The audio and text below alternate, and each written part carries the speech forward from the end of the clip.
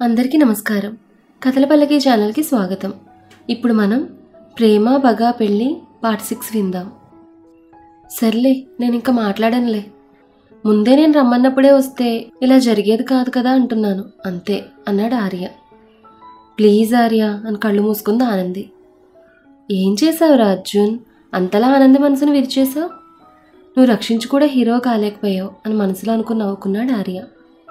ఇంతలో ఆనంది ఇల్లు రావడంతో ఇల్లొచ్చింది ఆనంది అన్నాడు ఆర్య ఆనంది ఇంటి ముందు ఆపి. సారీ, కళ్ళు మూసుకుని ఉన్నా కదా గమనించలేదు అని దిగి థ్యాంక్ యూ ఆర్య అంది ఆనంది చిన్నగా నవ్వుతూ. సారీ థ్యాంక్స్ రెండూ తీసుకోను, నువ్వు నా ఫ్రెండ్వి అని వెళ్ళిపోయాడు ఆర్య. లత తలుపు తీసిన వెంటనే అర్జున్ కారులో వచ్చావా ఆనంది అని అడిగింది. అర్జున్ కారులో రావడం ఏంటి? నువ్వు రావడం లేట్ అయిందని నేనే అర్జున్కి ఫోన్ చేసి నేను తీసుకురమ్మని చెప్పాను అంది లత. అంటే అమ్మ చెప్పిందన్న దగ్గరకు వచ్చాడా అని మనసులో అనుకుంది బాధగా. ఆయన ఎంతసేపు వరకు పనేంటి, ఆడపిల్లవి అంది లత. అమ్మా, ఎంత చదివినా ఎంత పెద్ద ఉద్యోగం చేసినా ఎంత ధైర్యంగా తిరిగినా ఆడదానికి రక్షణ లేని రోజులే. ఎవరు ఒప్పుకున్నా ఒప్పుకోకపోయినా ఆడపిల్ల తన జాగ్రత్తగా తను ఉండాలి. ఎంత పనైనా ఇంత రాత్రి వరకు ఉండకు, మాకు నీ క్షేమం ముఖ్యం అంది లత. ఆ మాటకి ఆఫీస్ దగ్గర జరిగింది గుర్తొచ్చి నువ్వు చెప్పింది నిజమే అమ్మా, ఇక ముందు ఇలా లేట్ చేయనులే అంది ఆనంది. ఎప్పుడు ఇలా మాట్లాడినా చాలా కోపంగా మాట్లాడే ఆనంది చాలా నెమ్మదిగా సమాధానం చెప్పడంతో ఆశ్చర్యపోతూ చూస్తున్న లతను పట్టుకుని ఊపుతూ ఏమైందమ్మా, నాకు బాగా ఆకలేస్తోంది అంది ఆనంది. నీకే కాదు మా అందరి పరిస్థితి కూడా అలాగే ఉంది. గుమ్మం దగ్గర ఎంతసేపు ఉంటావు, త్వరగా ఫ్రెష్ అయ్యరా అన్నాడు నిఖిల్ లత ఎంతకీ లోపలికి రాకపోయేసరికి చూడ్డానికి వచ్చి. సారీ అన్నయ్య, 2 minutes. అమ్మా అందరికీ వడ్డించు, నేను వస్తాను అని తన రూమ్లోకి వెళ్ళిపోయింది ఆనంది. ఆనంద్ వచ్చాక అందరూ సరదాగా కబుర్లు చెప్పుకుని భోజనం చేశారు. థ్యాంక్ యూ వదిన, నువ్వు కూడా నా కోసం ఉన్నందుకు. ఏ, నేను నీ ఫ్యామిలీ కాదా అంది శ్రావణి ముఖం తిప్పుకొని. సారీ వదిన, నా ఉద్దేశం అది కాదు అంది ఆనంది 2 చెవులు పట్టుకుని.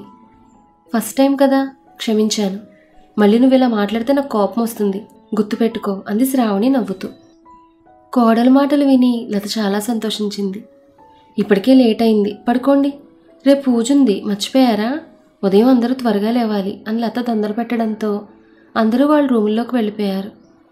ఉదయం పూజ లేట్ అయితే మధ్యాహ్నం నుండి వస్తాను ఆఫీస్కి అని మెసేజ్ పెట్టింది ఆర్యకి. ఇట్స్ ఓకే అని ఐ లవ్ యూ అని మెసేజ్ పెట్టాడు ఆర్య. నిన్ను కోపడిక ఆనంది, ఫ్రెండ్స్ ఆ మాట చెప్పుకోకూడదా అన్నాడు ఆర్య. నా మనసులో ఏమీ లేదు, అందుకే మాట అన్నాను. ఫ్రెండ్గా నేనంటే నీకు ఇష్టం లేదా? ఎందుకు లేదు, ఉంది అంది ఆనంది.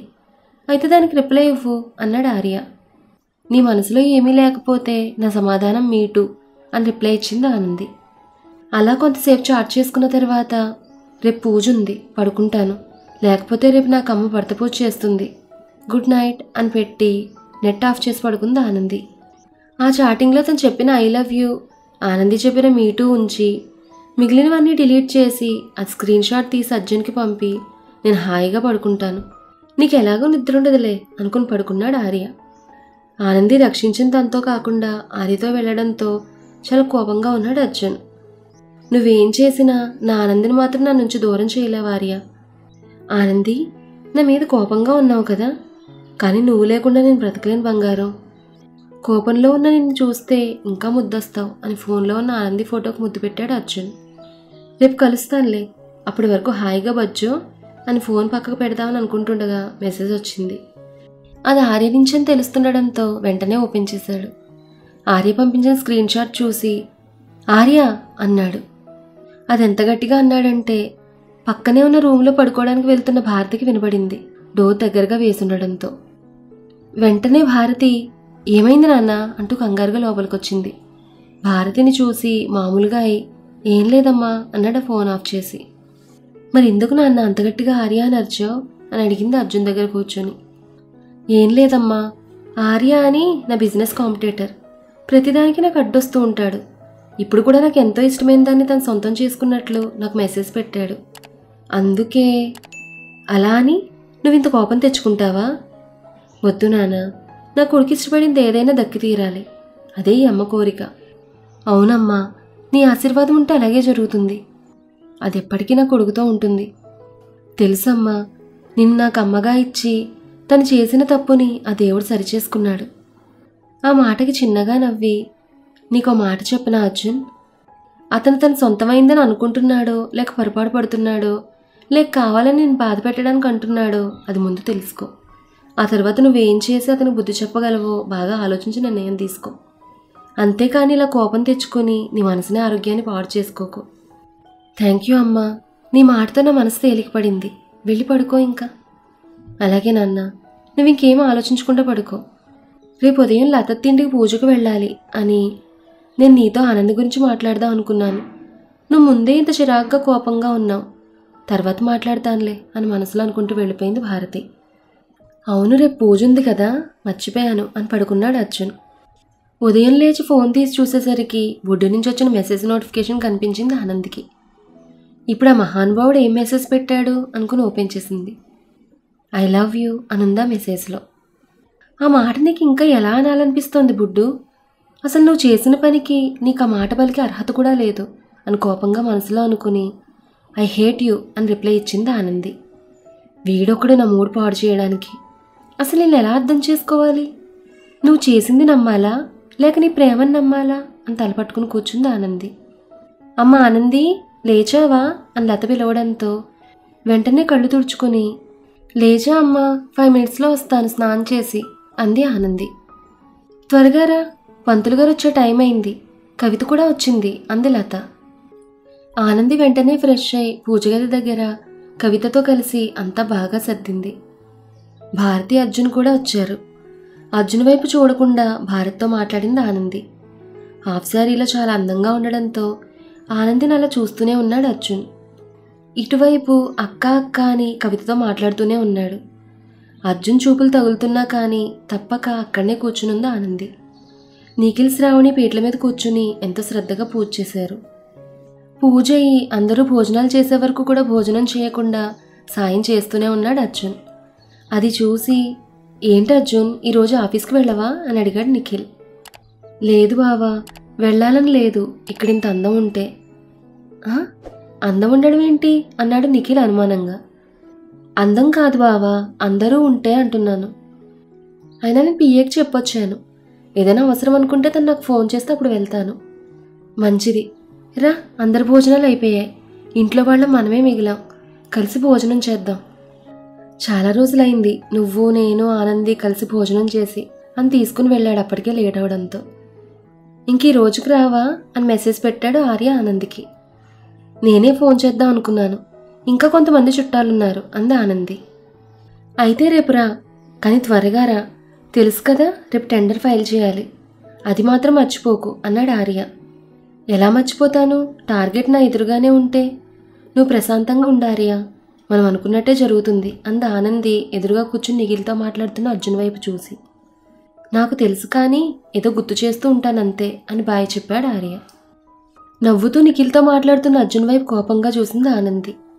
తన్నెవరో చూస్తున్నట్లు అనిపించడంతో ఆనంది ఉన్న వైపు చూశాడు అర్జున్. ఆనంది వెంటనే ముఖం తిప్పేసింది. అది చూసి చిన్నగా నవ్వుకున్నాడు అర్జున్. అన్నట్లుగానే అందరి భోజనాలు అయిపోయాయని ఆనందిని బలవంతంగా కూర్చోబెట్టి తన చేతికి ప్లేట్ ఇచ్చాడు నిఖిల్. వెంటనే ఆనంది పక్కనొచ్చి కూర్చున్నాడు అర్జున్. వెంటనే ఆనంది లెగబోయేంతలో ఇంకో పక్క శ్రావణి వచ్చి కూర్చుంది. ముందు కుర్చీ తెచ్చుకొని కవిత కూర్చుంది. ఇంకా లేవడానికి కుదరక గబగబా తినడం స్టార్ట్ చేసింది ఆనంది. ఆనంది ప్లేట్లోని పాలకోవా తీసుకున్నాడు అర్జున్. అక్కడ చాలా ఉన్నాయి, నాదెందుకు తీసుకున్నావు, అయినా నేను కొంచెం తిన్నాను కూడా అంది ఆనంది కోపంగా అర్జున్కు మాత్రమే వినపడేటట్లు. నీ ఎంగిల్ తిందామని, అయినా నీకు నాకు మధ్య ఎంగిలేంటి అన్నాడు. అంతే, ఆ రోజు జరిగింది గుర్తొచ్చి వెంటనే బాధగా లేచింది ఆనంది.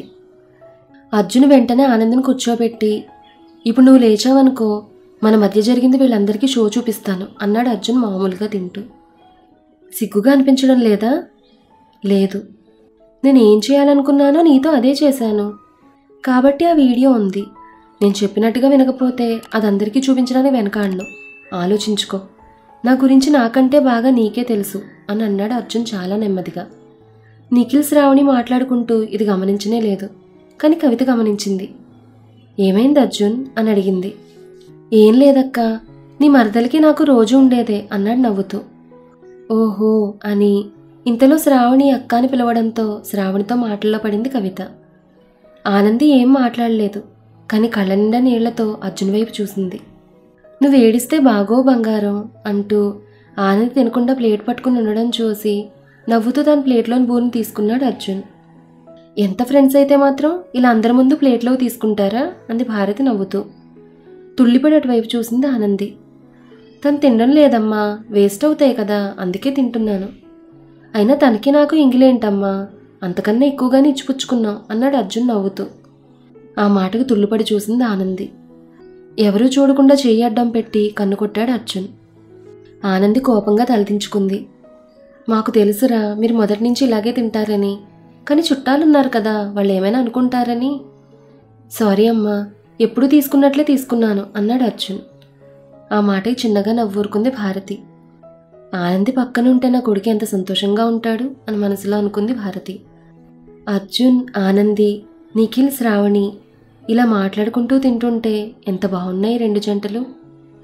అర్జున్ ఆనందిని కూడా కలిపి వచ్చే సంవత్సరం నీ పూజ ఇలాగే చేసేలా దీవించు తండ్రి అని మనసులో దండం పెట్టుకుంది లత.